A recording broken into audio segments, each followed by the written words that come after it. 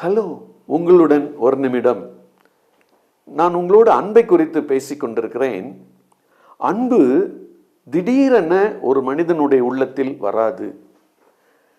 தேவனுடைய அன்பை ஒரு மனிதன் ருசி பார்ப்பதற்கு முன் வரும்போதுதான் அன்பு அவனுக்குள்ளாக செல்லுகிறது. அவனுக்குள்ளாக அன்பு சென்ற பிறகுதான் அவனுடைய உள்ளத்திலிருந்தும் அவனுடைய வாழ்க்கையிலிருந்தும் அன்பு புறப்பட்டு வருகிறது. இந்த ஒரு உண்மையை வேத புத்தகம் நமக்கு ரோமர் 5வது அதிகாரத்திலே சொல்லுகிறது.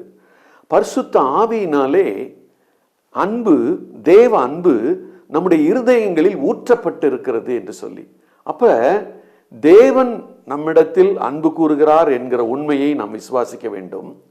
தேவனுடைய அன்பை நாம் பெற்றுக்கொள்ள வேண்டும்.